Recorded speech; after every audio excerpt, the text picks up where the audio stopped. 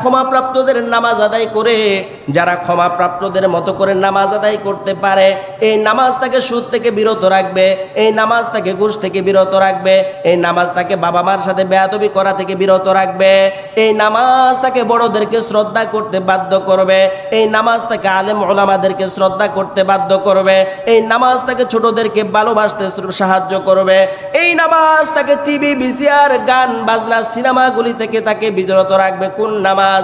যে নামাজ সে শয়তানের সাথে যুদ্ধ করে করে আদায় করে। নামাজের ভিতরে যখন যায়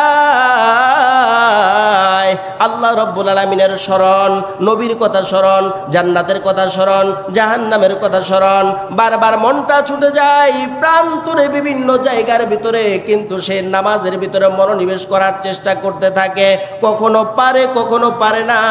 আমার আল্লাহ কই বান্দা তুই চেষ্টা করেছিস, এই জন্য আমি আল্লাহ তোর জিন্দেগির গুনাহগুলোকে ক্ষমা করে দিলাম।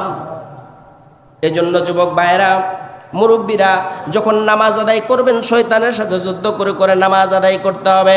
নামাজ পড়লেই নামাজ হয়ে যাবে এমন না। শয়তান ইবলিস হাজার হাজার বছর ইবাদত করুন, নামাজের কোনো যাজা পায় নাই, লানত প্রাপ্ত হয়ে গেছে। হাজী সাহেব, গাজী সাহেব, মুফতি সাহেব, আলেম সাহেব, সাধারণ মানুষ, কুলি দিন মজুর যেই আমরা হই না কেন, যদি নামাজের ভিতরে মনোযোগ না থাকে, আল্লাহর প্রতি ভালোবাসা যদি না থাকে, কোরআন এবং সুন্নাহর তরিকা মতো যদি আদায় করতে না পারি, ওই নামাজ কখনো আমাকে দুনিয়ার ভিতরেও বাঁচাতে পারবে না, এবং কাল কিয়ামতের ময়দানেও বিভীষিকাময় পরিস্থিতিতেও আমাদেরকে বাঁচাতে পারবে না। বুঝাইতে পারছি আপনাদেরকে? তাহলে নামাজ পড়তে হবে ভালো মতো না খারাপ মতো? কি বলেন? ভালো মতো না খারাপ মতো?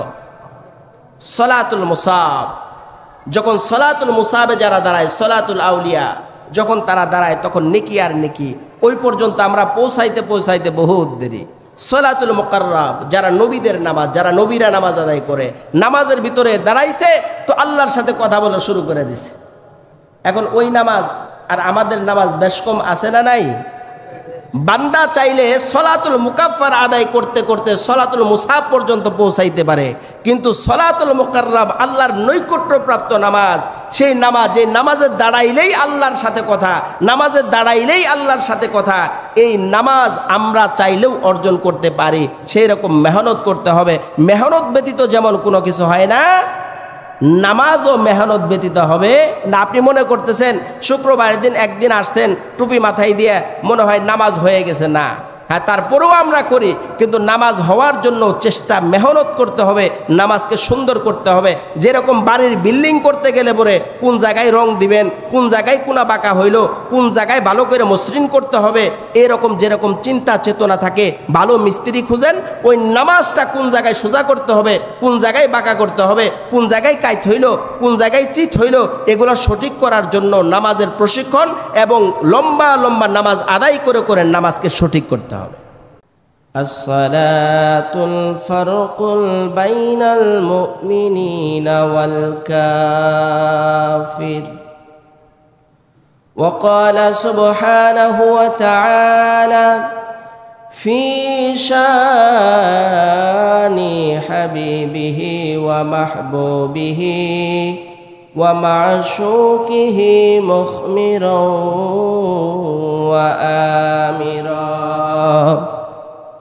يا أيها الذين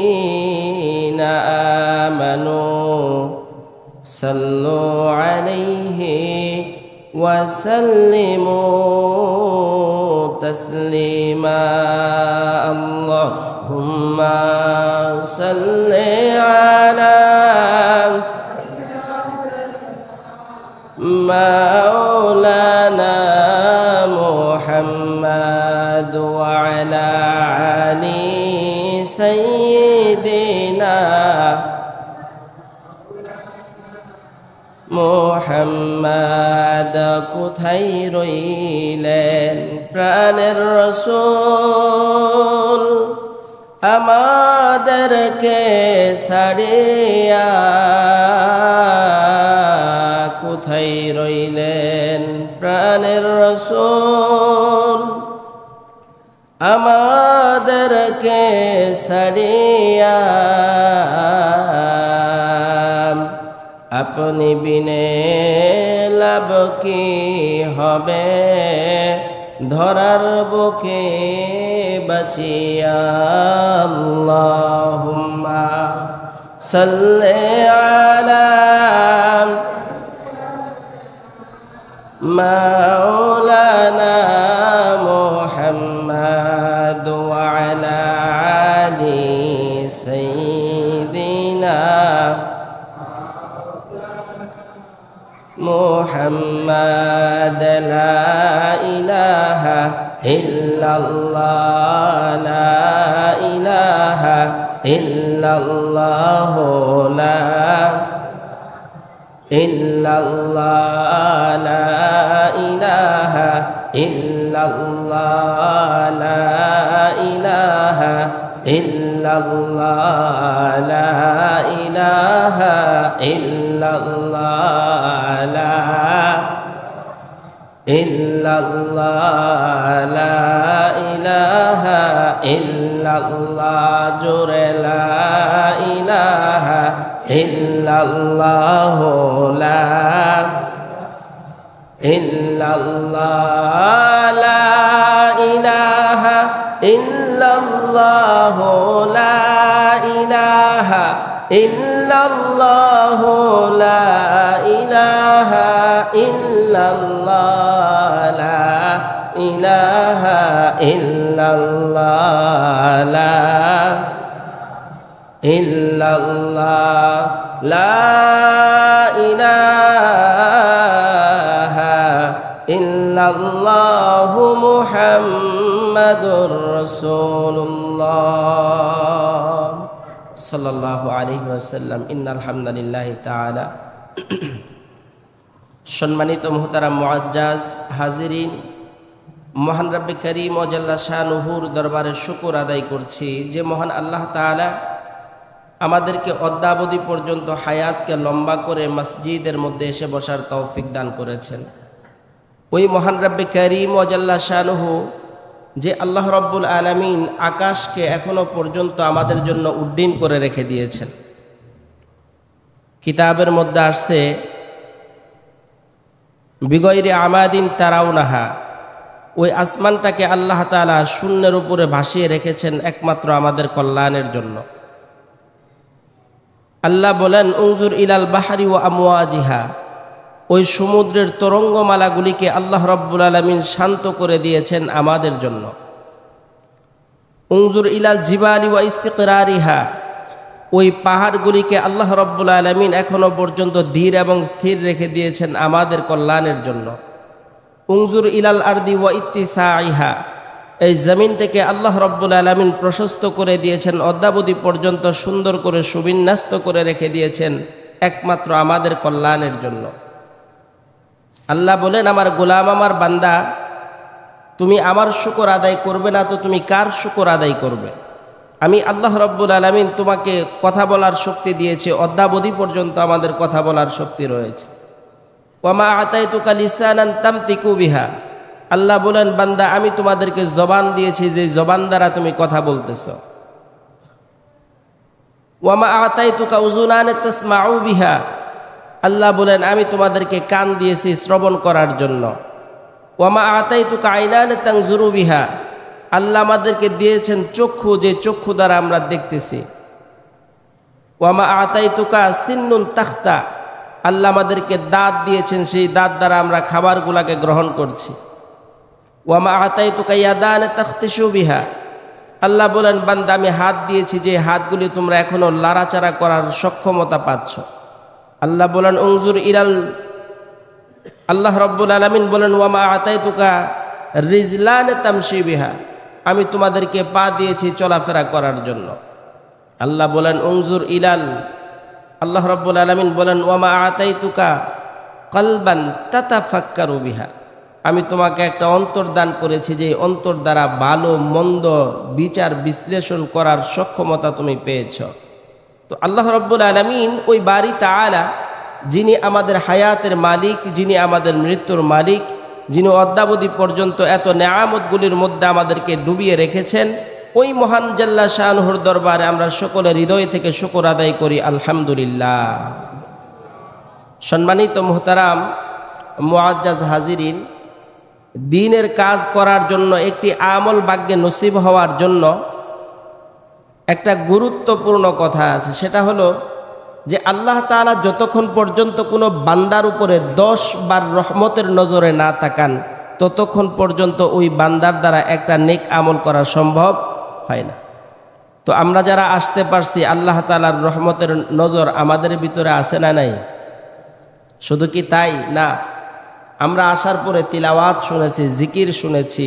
যে জিকির এবং তিলাওয়াত শোনার ফায়দা, মর্যাদা, নেকি, জাযা আছে না নাই? কি বলেন, আছে না? আল্লাহর নবী সাল্লাল্লাহু আলাইহি ওয়াসাল্লাম হাদিসের মধ্যে বলেন, আশ-শাইতানু জাসিমুন আলা কলবি বানি আদম। আল্লাহর নবী হাবিবে আশরাফ সাল্লাল্লাহু আলাইহি ওয়াসাল্লাম বলেন, আমার উম্মতেরা তোমরা শোনো, দুনিয়ার ভিতরে যখন তোমরা বসবাস করবা, দুনিয়ার মধ্যে পরিবার পরিজন নিয়ে থাকবা, দুনিয়ার ভিতরে বিভিন্ন কাজে কর্মের ভিতরে যখন তোমরা গমন করবা, সমস্ত কাজ কর্মগুলির আগে পিছে, সামনে পিছনে, উপরে নিচে শয়তান সব সময় শয়তান তোমাদেরকে ধোঁকা দেওয়ার জন্য চেষ্টা করবে।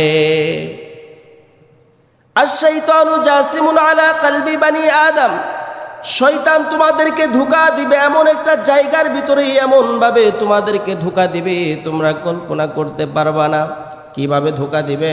যখন আমরা পুকুরের ভিতরে মাছ ধরার জন্য যখন আমরা জালগুলাকে ফেলে দেই, যখন আমরা তৈরা জাল দিয়ে মাছ ধরি, ঝাঁকি জাল দিয়ে যখন আমরা মাছ ধরি, এই জালগুলা পড়ার পরে যদি তার ভিতরে কোনো বড় মাছ পতিত হয়, তাহলে আমরা তাড়াতাড়ি 2-3 জন সেই পানির মধ্যে নেমে যাই। পানির মধ্যে নেমে যাওয়ার পরে যেই জায়গাগুলির ভিতরে লোহা থাকে, পাথর থাকে, লোহা পাথরগুলাকে সুন্দর করে মাটির মধ্যে গেড়ে গেড়ে দেই। আস্তে আস্তে ধীরে ধীরে টানি, যেন মাছটা বের হয়ে যেতে না পারে। কথা কোন ঠিক কিনা? ঠিক না? মাছটা যেন কোনো ক্রমে বের হয়ে যেতে না পারে। কেন? জালের ভিতরে বড় মাছ পতিত হয়েছে, এই মাছটাকে বের হতে দেওয়া যাবে না। আল্লাহর নবী বলেন, ও আমার উম্মতেরা তোমরা শুনো, শয়তান তোমাদেরকে ধোঁকা দেয়। আশ-শাইতানু জাসিমুন আলা কলবি বানি আদম। আদম সন্তানের হৃদয়ের মধ্যে, কলবের ভিতরে শয়তান ধোঁকা দেওয়ার জন্য জাল বিছায়। যে রকম ভাবে আমরা ঝাঁকি জাল দিয়ে, বিভিন্ন জাল দিয়ে মাছ ধরি, তৈরা জাল দিয়ে মাছ ধরি, বের হয়ে যেন যেতে না পারে, তদ্রূপ শয়তানের চক্রান্তের জালের ভিতরে মানুষগুলাকে আটকানোর জন্য ওই মানুষগুলার কলবের ভিতরে, অন্তরের ভিতরে শয়তান জাল বিস্তৃত করে দেয়। তাহলে এই জাল থেকে বাঁচার উপায় কি? আল্লাহর নবী সাল্লাল্লাহু আলাইহি ওয়াসাল্লাম বলেন, ফাইদা যাকারাল্লাহ, যখন বান্দা বেশি বেশি আল্লাহর জিকির করবে, লা ইলাহা ইল্লাল্লাহ, বান্দা জিকির করে সুবহানাল্লাহ, বান্দা জিকির করে আলহামদুলিল্লাহ, বান্দা কুরআনুল কারীমের তিলাওয়াত করে, বান্দা যখন আল্লাহ রাব্বুল আলামিনের বেশি বেশি জিকিরগুলা করবে, আল্লাহর নবী বলেন, ও আমার উম্মতেরা তোমরা শুনো, যখন তোমরা বেশি বেশি জিকির করবা, ফাইদা যাকারাল্লাহ, তোমরা যখন বেশি বেশি আল্লাহর জিকির করবা, ফাইদা যাকারাল্লাহ খানাসা, তখন ওই শয়তানের জালগুলা টুকরা টুকরা হয়ে শয়তানের চক্রান্তগুলি দূর হয়ে যাবে। যেরকম সুবহানাল্লাহ। ওয়াইদা গাফালা ওয়াসওয়াসা, বান্দা যখন জিকির থেকে গাফেল হয়ে যায়, আল্লাহর স্মরণ থেকে যখন বান্দাগুলি গাফেল হয়ে যায়, আল্লাহর নবী বলেন, তখন ওই বান্দাগুলাকে শয়তানের চক্রান্তের জালের মধ্যে নিয়ে নেয়। তখন ওই বান্দার দ্বারা গুনাহকে আর গুনাহ মনে হয় না, নামাজ না পড়ার নামাজ না পড়া মনে হয় না, মা বাবার সাথে বেয়াদবি করার মা বাবার সাথে বেয়াদবি মনে হয় না, বড়দেরকে শ্রদ্ধা করা এটা দরকার, এটা সে শ্রদ্ধা করাকে মূল্যায়ন করে না। সমাজের ভিতরে গাঁজা খাওয়া, পান খাওয়া, আফিম খাওয়া, মারামারি করা, অন্যায় করা, অত্যাচার করা, জুলুম করা, অবিচার করা, নির্যাতন করা, তখন সে গুনাহগুলাকে আর গুনাহ মনে করে না। কারণ শয়তান তাকে এমনভাবে চক্রান্ত করে ফেলেছে, মহাবিষ্ট করে ফেলেছে, তখন অন্যায়গুলাকে আর তখন সে অন্যায় মনে করে না। তখন সে অন্যায়কে আর কি মনে করে না? অন্যায় মনে করে না। তার অন্তর যখন গাফেল হয়ে যায়, তখন গুনাহগুলি করা তার জন্য বড় সহজ হয়ে যায়। কি হয়ে যায়? সহজ হয়ে যায়। আপনি যদি আপনার পরিবার সম্পর্কে গাফেল হয়ে যান, আপনার সন্তান লেখাপড়া করলো কি করলো না আপনার খেয়াল থাকবে? আপনার পরিবার, আপনার সন্তান চুরি করলো না ডাকাতি করলো আপনার কোনো খেয়াল থাকবে? কারণ আপনার সংসার সম্পর্কে আপনি গাফেল, উদাসীন। দেখবেন আমাদের সমাজের ভিতরে কতিপয় সম্প্রদায় আছে, বাউল সম্প্রদায়, যারা একতারা হাতে ঘুরে বেড়ায়, বউ নাই বাচ্চা নাই, যেখানে পায় সেখানে খায়। আছে না নাই? আছে না? বাউল সম্প্রদায় আমাদের দেশের ভিতরে কিছু কিছু জায়গার ভিতরে দেখবেন বিভিন্ন উরসের নামে বাউল সঙ্গীতের আয়োজন করা হয়, হয় না? আপনারা এখানে যারা আছেন, বাউল শব্দ নিয়ে আপনারা কোনোদিন রিসার্চ করছেন? কেউ এরকম কেউ আছেন? বাউল, বাউল কাদেরকে বলা হয়? করেন নাই? এই বাউল সম্প্রদায় অনেক পুরানা ইতিহাস, ওদিকে আমি যাব না। বাউল শব্দের অর্থ কি জানেন আপনারা? বাউল শব্দের অর্থ কি জানেন? বাউল শব্দের অর্থ হচ্ছে বাতাসের মধ্যে আল্লাহর অস্তিত্ব সন্ধান করা, এটার নাম হচ্ছে বাউল। কিসের মধ্যে? বাতাসের মধ্যে কার অস্তিত্ব সন্ধান করা? আল্লাহর অস্তিত্ব সন্ধান করা। এই শব্দটার মূল যে মিনিং সেটা হলো বাতাসের মধ্যে, এই যে আপনাকে বলি এই নিঃশ্বাস নিতেছি ছাড়তেছি বাতাস, শূন্যের মধ্যে বা বাতাসের মধ্যে আল্লাহর অস্তিত্ব সন্ধান যারা করে তাদেরকে বাউল বলা হয়। কি বলা হয়? তো আল্লাহ রব্বুল আলামিন সর্বত্র বিরাজমান আছে না নাই? হ্যাঁ, সর্বত্র বিরাজমান না আল্লাহ তাআলা? সমস্ত জায়গায় আল্লাহ আছে। এখন আল্লাহর অস্তিত্ব সমস্ত জায়গা বাদ দিয়ে যদি আমি মনে করি যে আমি বাতাসের মধ্যে আল্লাহকে খুঁজবো, এই বিষয়টাই শিরিক না? শিরিক না? কি বলেন? আল্লাহর অস্তিত্ব সমস্ত জায়গায়, আল্লাহর কুদরত সমস্ত জায়গায়। তো যে কথা আমি বলতেছিলাম যে এই যে আল্লাহ রব্বুল আলামিন ওয়া জাল্লা শানুহু আমাদেরকে যে একটা অন্তর দিয়েছেন, এই অন্তরটার মধ্যে যদি আমি আল্লাহর অস্তিত্ব অনুভব করি, আল্লাহ রব্বুল আলামিনের জিকির, আল্লাহ রব্বুল আলামিনের স্মরণ যদি আমি অনুভব করি, তাহলে গুনাহ থেকে বেঁচে থাকতে পারবো। আর এটা যদি আমি না পারি তাহলে গুনাহ থেকে বেঁচে থাকার কোনো সুযোগ নাই। যে এরকমভাবে আমাদের সমাজের মধ্যে বাউল সম্প্রদায়, সাধু সন্ন্যাসী দরবেশ যাদেরকে আমরা বলে থাকি, এরা নিজেরা বৈরাগ্য জীবন ধারণ করে তারা বিভিন্ন জায়গায় গমন করে, যেখানে পায় সেখানেই খায়, যেখানে পায় না সেখানে খায় না। এদের যে একটা আপনাকে বলি কৃষ্টি কালচার, এরকমভাবে তারা যেরকম চলতেছে, তারা উদাসীন। মেয়ে কি করবে, ছেলে কি করবে, স্বামী আছে না নাই, এই সমস্ত জিনিস সম্পর্কে তাদের কোনো ধারণা নাই। তাদের মান সম্মানের কোনো প্রয়োজন নাই। যখন তারা সমাজ থেকে, সংসার থেকে যখন তারা বৈরাগ্য হয়ে যায়, তখন তারা কানের ভিতরে দুল পরে পুরুষে, তখন তারা মুজগুলাকে লম্বা রাখে, তখন তারা বড় বড় বাবরি রাখে, তখন তারা মাথার ভিতরে জট বানায়, তখন তারা লাল কাপড় পরিধান করে, বড় বড় তালা ঝুলায়, বড় বড় আংটি পরে। আছে না নাই? এগুলো কি সম্মানের প্রতীক না অসম্মানের প্রতীক? বলেন একটু আপনারা, অসম্মানের প্রতীক না? কিন্তু এই অসম্মানের প্রতীকগুলাই তারা ধারণ করে কখন? যখন সে সমাজ সম্পর্কে পরোয়া করে না, পরিবার সম্পর্কে চিন্তা চেতনা যখন তার ভিতরে থাকে না, তখন তার সম্মান অসম্মান, পিতা পুত্র ছেলে মেয়ের কোনো খেয়াল যখন তার থাকে না, তখন সে এই সমস্ত কাজগুলি করতে পারে। তদ্রূপ আল্লাহর নবী বলেন, আশ-শাইতানু জাসিমুন আলা কলবি বানি আদম ফাইদা যাকারাল্লাহু তাআলা খানাসা ওয়া ইদা গাফালা ওয়াসওয়াসা। আল্লাহর নবী বলেন, আমার উম্মতেরা তোমরা শোনো, তোমরা যদি তোমাদের হৃদয়ের ভিতরে আল্লাহ রাব্বুল আলামিনের অস্তিত্ব যদি তোমরা অনুধাবন করতে পারো, আল্লাহ রাব্বুল আলামিনের স্মরণ যদি তোমরা তোমাদের হৃদয়ের ভিতরে লালন করতে পারো, যদি আল্লাহর স্মরণ, আল্লাহর জিকির যদি তোমাদের মধ্যে থাকে, তাহলে তোমরা গুনাহ করতে পারবে না, অন্যায় করতে পারবে না, অত্যাচার করতে পারবে না, জুলুম করতে পারবে না। আর যখন তোমরা আল্লাহর জিকির থেকে গাফেল হয়ে যাবা, ওয়া ইদা গাফালা ওয়াসওয়াসা, যখন তোমরা আল্লাহ রব্বুল আলামিনের জিকির থেকে গাফেল হয়ে যাবা, তখন তোমাদের কাছে অন্যায়গুলি, অত্যাচারগুলি, জুলুম করি, এই সমস্ত জিনিসগুলাকে তোমাদের অন্যায় মনে হবে না। তাহলে আমরা যে অন্যায়গুলি করি, অবিচারগুলি করি, জুলুমগুলি করি, এগুলার মূল কারণ হলো আমাদের ভিতরে আল্লাহ তাআলার স্মরণ বা আল্লাহ তাআলার অস্তিত্ব আমরা অর্জন করতে পারি নাই। যুবক আল্লাহর বান্দারা দেখবেন চায়ের দোকানের ভিতরে 60 বছর 70 বছরের বুড়া চায়ের দোকানের ভিতরে গিয়ে টিভির দিকে রাত 10টা পর্যন্ত তাকায় থাকে।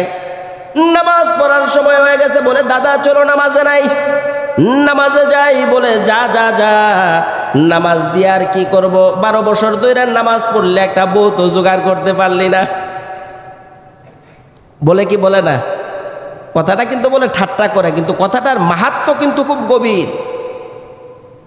যা দরকার নাই নামাজের, 12 বছর নামাজ পড়লি, কই এখন পর্যন্ত বিয়ে করতে পারলি না। দাড়ি রাখছ, ভালো কোনো মেয়ে বিয়ে তোকে করবে না, দাড়ি রাখলে ভালো মেয়ে বিয়ে করে না, এরকম বলে না? বলে কিন্তু এই দেখো এই তাবলিগে যায় চিল্লে যায় সেটা দাড়ি রাখছে, এটা কি ভালো মেয়ে বিয়ে করতে পারবো নাকি? কয়েকদিন পরে দেখবা এটা বাউন্ডুল হয়ে যাবো। আসলে নিজে হইল বড় বাউন্ডুলে, নিজে কি বড় বাউন্ডুলে। রাত 12টা 1টা পর্যন্ত বসে থাকে, নামাজের কথা বললে নামাজে আসে না। যদি বলা হয় দিনের কথা, দিনের কাজে আসবে না। ওই জায়গার ভিতরে বসে বসে 8 কাপ 10 কাপ চা খাবে, 50 টাকা 100 টাকা বিল দেবে। যদি বলা হয় মসজিদের 50 টাকা চাঁদা ধরা হয়েছে, মাথা ঠিক থাকে না।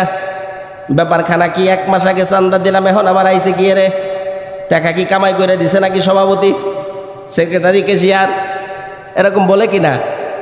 বলে না? এগুলি কেন বলে? এগুলি কেন আসে? আসার কারণ হলো আল্লাহ রব্বুল আলামিনের স্মরণ তার হৃদয়ের ভিতরে নাই।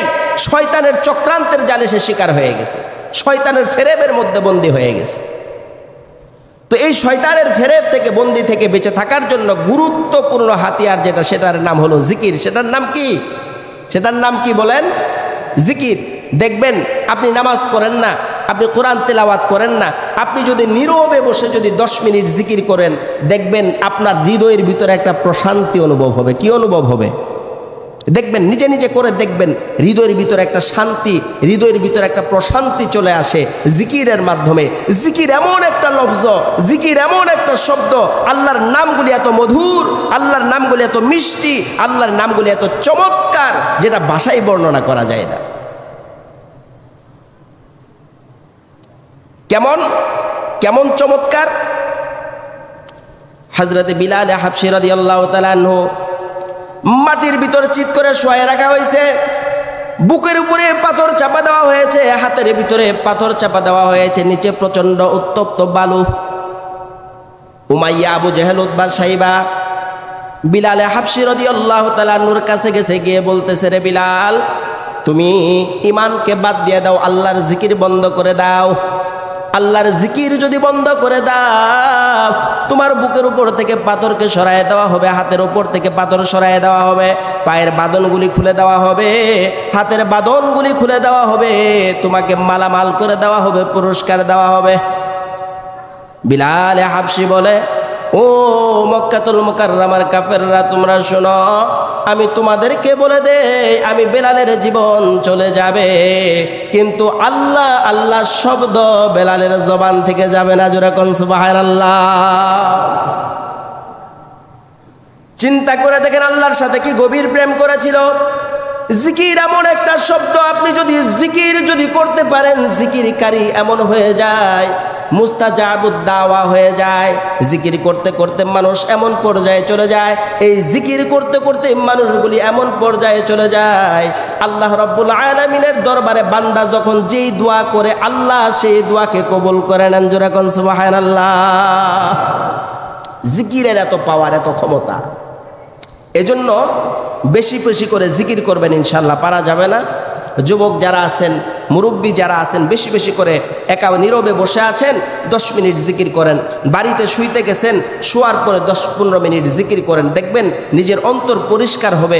যখন আপনি জিকির করবেন আপনার অতীত স্মরণ হবে, কি করলেন কি করলেন না। দেখবেন জিকির 2-4 দিন এরকম করেন, পিছনের কথাকে স্মরণ করেন, নবীর কথা স্মরণ করেন, আল্লাহর প্রতি ভালোবাসা বৃদ্ধি করেন, অটোমেটিক চোখ থেকে পানি চলে এসে নাক ভিজে যাবে, আপনি টেরও পাবেন না। ঠিক না? জিকির এমন একটা শব্দ, এজন্য বেশি বেশি জিকির করবেন ইনশাআল্লাহ। আল্লাহ আমাদের সকলকেই জিকির গুজার বান্দা হওয়ার তৌফিক দান করুন, সকলে বলি আমিন। গত সপ্তাহে আমাদের আলোচনার বিষয়বস্তু ছিল নামাজ, কি বলেন? তাই ছিল না? নামাজি কয় প্রকার মনে আছে আপনাদের? নামাজি কয় প্রকার? নামাজি 5 প্রকার। নামাজি 5 প্রকার। 5 প্রকারের নামাজির মধ্যে 2 প্রকারের নামাজি যারা আছে তাদের নামাজ কবুল করা হয় না এবং তাদেরকে অন্যায় থেকে বিরত রাখতে পারে না। এর মধ্যে 1 নাম্বার হলো মুআকাফ, যে নামাজি মাঝে মধ্যে নামাজ পড়ে আবার পড়ে না, সপ্তাহে 1 দিন পড়ে, মাসে 1 দিন পড়ে, ঈদের নামাজ পড়ে, শবে বরাতের নামাজ পড়ে। এই জাতীয় মুসল্লি যারা আছে তাদেরকে নামাজ অন্যায় কাজ থেকে বিরত রাখবে না। আরেক ধরনের নামাজি 5 ওয়াক্ত নামাজ পড়ে, ইমাম সাহেবের পিছনে দাঁড়ায়, কিন্তু নামাজ পড়ার পরে এদেরকে বলা হয় মুহাসাব। মুহাসাব এমন নামাজি যে নামাজি ইমামের পিছনে দাঁড়ায়, 5 ওয়াক্ত নামাজ আদায় করে, কিন্তু তার মনোযোগ নামাজের মধ্যে নাই। তার মনোযোগ হলো তাড়াতাড়ি নামাজ শেষ হবে, আমি আফগানিস্তানের খেলা দেখতে যাব, তাড়াতাড়ি নামাজ শেষ হবে, আমি বাজারে যাব, তাড়াতাড়ি নামাজ শেষ হবে, আমি খেলতে যাব। এই যে চিন্তা চেতনায় যারা থাকবে এরা হলো 2 নম্বরের নামাজি।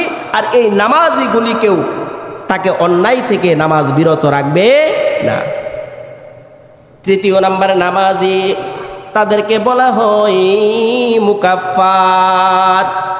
মুকাফফার নামাজি কাদেরকে বলা হয়?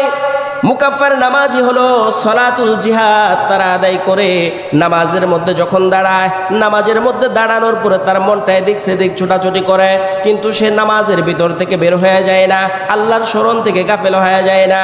আল্লাহকে বারবার স্মরণ করে বারবার তার মনটা দূরে চলে যায়, আবার মনটাকে নিয়ে আসে, আবার চলে যায়, আবার নিয়ে আসে, শয়তানের সাথে যুদ্ধ করে। এই জন্য আল্লাহর নবী বলেন, ওই বান্দাটা যে বারবার নামাজের মধ্যে শয়তানের সাথে যুদ্ধ করলো, আমার আল্লাহ রাব্বুল আলামিন ওই বান্দার নামাজের কারণে সলাতুল জিহাদের নেকি তার আমলনামায় দান করে দিবেন। জোরে কোন সুবহানাল্লাহ। শুধু তাই নয়, আল্লাহর নবী আরো বলেন, হাদিসে কুদসির মধ্যে আসছে, যখন এই নামাজি বারবার বারবার শয়তানের সাথে যখন যুদ্ধ করতে করতে নামাজ আদায় করে আমার ভাইয়েরা, তখন আল্লাহ রাব্বুল আলামিন ফেরেশতাদেরকে বলেন, ইয়া আইয়ুহাল মালাইকা, ও ফেরেশতারা রে তোরা শুন। ফেরেশতারা বলে, লাব্বাইকা ইয়া আল্লাহ। আল্লাহ আমরা হাজির। আল্লাহ আমাদেরকে কি করতে হবে বলেন? আল্লাহ বলেন, বাইনা ইরফা হিজাবিন। আল্লাহ ফেরেশতাদেরকে বলেন, ও ফেরেশতারা দেরি করবি না, আমার সামনে যে 70,000 পর্দা আছে, 70,000 পর্দা গুলাকে সরাই দে। জোরে কোন সুবহানাল্লাহ। ফেরেশতারা বলে, আল্লাহ 70,000 পর্দা সরাই দিব কেন? আল্লাহ রাব্বুল আলামিন বলেন, ওই গজারিয়া মসজিদে, জামালপুরের মসজিদের মধ্যে এমন একজন বান্দা আছে, যে বান্দা শয়তানের সাথে জিহাদ করতে করতে, যুদ্ধ করতে করতে নামাজ আদায় করেছে, রুকু করেছে, দাঁড়িয়েছিল, এইবার সেজদার মধ্যে চলে গেছে। ওই বান্দাটা সেজদার মধ্যে যাওয়ার আগে আমি আল্লাহ রাব্বুল আলামিন আরশে আজিম থেকে আমার পা 2টা ওই বান্দার কপালের নিচে ঢুকায় দিব। জোরে কোন সুবহানাল্লাহ। ইবহুম ইয়াসজুদুন। বান্দা যখন সেজদার মধ্যে যায়, যখন বান্দা সেজদার মধ্যে চলে যায়, বান্দা যখন সেজদার মধ্যে যায়, আমার আল্লাহ রাব্বুল আলামিন বলেন, যারা সলাতুল জিহাদ শয়তানের সাথে যারা যুদ্ধ করে করে নামাজ আদায় করে, বান্দা যখন সেজদার মধ্যে যায়, আমার আল্লাহ রাব্বুল আলামিনের কুদরতি পা 2টি ওই বান্দার কপালের নিচে দিয়ে দেন, এবং আমার আল্লাহ তাআলা নিজের হাতটাকে ওই বান্দার পিঠের মধ্যে দিয়ে বলেন, ওয়াগফির লাহুম যুনুবাহুম। বান্দারে, আমার গোলাম রে, আমার শয়তানের সাথে যুদ্ধ করে করে নামাজ আদায় করার কারণে আমি আল্লাহ রাব্বুল আলামিন তোর জিন্দেগির গুনাহগুলা ক্ষমা করে দিলাম। জোরে কোন সুবহানাল্লাহ। এদেরকে বলা হয় সলাতুল মুকাফফার, ক্ষমাপ্রাপ্তদের নামাজ। যারা ক্ষমাপ্রাপ্তদের নামাজ আদায় করে, যারা ক্ষমাপ্রাপ্তদের মতো করে নামাজ আদায় করতে পারে, এই নামাজ তাকে সুদ থেকে বিরত রাখবে, এই নামাজ তাকে ঘুষ থেকে বিরত রাখবে, এই নামাজ তাকে বাবা মার সাথে বেয়াদবি করা থেকে বিরত রাখবে, এই নামাজ তাকে বড়দেরকে শ্রদ্ধা করতে বাধ্য করবে, এই নামাজ তাকে আলেম ওলামাদেরকে শ্রদ্ধা করতে বাধ্য করবে, এই নামাজ তাকে ছোটদেরকে ভালোবাসতে সাহায্য করবে, এই নামাজ তাকে টিভি ভিসিআর গান বাজনা সিনেমাগুলি থেকে তাকে বিরত রাখবে। কোন নামাজ? যে নামাজ সে শয়তানের সাথে যুদ্ধ করে করে আদায় করে। নামাজের ভিতরে যখন যায় আল্লাহ রব্বুল আলামিনের স্মরণ, নবীর কথা স্মরণ, জান্নাতের কথা স্মরণ, জাহান্নামের কথা স্মরণ, বারবার মনটা ছুটে যায় প্রান্তরে বিভিন্ন জায়গার ভিতরে, কিন্তু সে নামাজের ভিতরে মনোনিবেশ করার চেষ্টা করতে থাকে। কখনো পারে কখনো পারে না। আমার আল্লাহ কই বান্দা তুই চেষ্টা করেছিস, এই জন্য আমি আল্লাহ তোর জিন্দেগির গুনাহগুলাকে ক্ষমা করে দিলাম। এজন্য যুবক ভাইরা, মুরব্বীরা, যখন নামাজ আদায় করবেন শয়তানের সাথে যুদ্ধ করে করে নামাজ আদায় করতে হবে। নামাজ পড়লেই নামাজ হয়ে যাবে এমন না। শয়তান ইবলিস হাজার হাজার বছর ইবাদত করুন, নামাজের কোনো যাজা পায় নাই, লানত প্রাপ্ত হয়ে গেছে। হাজী সাহেব, গাজী সাহেব, মুফতি সাহেব, আলেম সাহেব, সাধারণ মানুষ, কুলি দিন মজুর যেই আমরা হই না কেন, যদি নামাজের ভিতরে মনোযোগ না থাকে, আল্লাহর প্রতি ভালোবাসা যদি না থাকে, কোরআন এবং সুন্নাহর তরিকা মতো যদি আদায় করতে না পারি, ওই নামাজ কখনো আমাকে দুনিয়ার ভিতরেও বাঁচাতে পারবে না, এবং কাল কিয়ামতের ময়দানেও বিভীষিকাময় পরিস্থিতিতেও আমাদেরকে বাঁচাতে পারবে না। বুঝাইতে পারছি আপনাদেরকে? তাহলে নামাজ পড়তে হবে ভালো মতো না খারাপ মতো? কি বলেন? ভালো মতো না খারাপ মতো? সলাতুল মুসাব, যখন সলাতুল মুসাবে যারা দাঁড়ায়, সলাতুল আউলিয়া যখন তারা দাঁড়ায়, তখন নেকি আর নেকি, ওই পর্যন্ত আমরা পৌঁছাইতে পৌঁছাইতে বহুত দেরি। সলাতুল মুকাররাব, যারা নবীদের নামাজ, যারা নবীরা নামাজ আদায় করে, নামাজের ভিতরে দাঁড়াইছে তো আল্লাহর সাথে কথা বলা শুরু করে দিছে। এখন ওই নামাজ আর আমাদের নামাজ বেশ কম আছে না নাই? বান্দা চাইলে সলাতুল মুকাফফার আদায় করতে করতে সলাতুল মুসাব পর্যন্ত পৌঁছাইতে পারে, কিন্তু সলাতুল মুকাররাব আল্লাহর নৈকট্যপ্রাপ্ত নামাজ, সেই নামাজ, যে নামাজের দাঁড়াইলেই আল্লাহর সাথে কথা, নামাজের দাঁড়াইলেই আল্লাহর সাথে কথা, এই নামাজ আমরা চাইলেও অর্জন করতে পারি। সেই রকম মেহনত করতে হবে। মেহনত ব্যতীত যেমন কোনো কিছু হয় না, নামাজও মেহনত ব্যতীত হবে না। আপনি মনে করতেছেন শুক্রবারের দিন একদিন আসছেন টুপি মাথায় দিয়ে, মনে হয় নামাজ হয়ে গেছে। না, হ্যাঁ, তারপরেও আমরা করি, কিন্তু নামাজ হওয়ার জন্য চেষ্টা, মেহনত করতে হবে, নামাজকে সুন্দর করতে হবে। যেরকম বাড়ির বিল্ডিং করতে গেলে পরে কোন জায়গায় রং দিবেন, কোন জায়গায় কোনা বাঁকা হইল, কোন জায়গায় ভালো করে মসৃণ করতে হবে, এরকম যেরকম চিন্তা চেতনা থাকে, ভালো মিস্ত্রি খুঁজেন, ওই নামাজটা কোন জায়গায় সোজা করতে হবে, কোন জায়গায় বাঁকা করতে হবে, কোন জায়গায় কাইত হইল, কোন জায়গায় চিত হইল, এগুলো সঠিক করার জন্য নামাজের প্রশিক্ষণ এবং লম্বা লম্বা নামাজ আদায় করে করে নামাজকে সঠিক করতে হবে। পারা যাবে না ইনশাআল্লাহ? এখন আসেন, সলাতুল মুকাফফার যারা আদায় করবে, সলাতুল মুসাব যারা আদায় করবে, সলাতুল মুকাররাব যারা আদায় করবে, আল্লাহ তাদেরকে দুনিয়ার মধ্যে পুরস্কার দিবেন 5টা। কয়টা? কয়টা পুরস্কার? 5টা পুরস্কার। এই দুনিয়ার 5টা পুরস্কার সম্পর্কে ইনশাআল্লাহ আগামী জুমায় আমরা আলোচনা করব। আল্লাহ তাবারাকা ওয়া তাআলা আমাদের সকলকে জিকির গুজার বান্দা হওয়ার তৌফিক দান করুক এবং সঠিকভাবে নামাজি হওয়ার তৌফিক দান করুক। সকলে বলি আমিন। যারা সুন্নত পড়েন নাই, পড়ে নেন ইনশাআল্লাহ।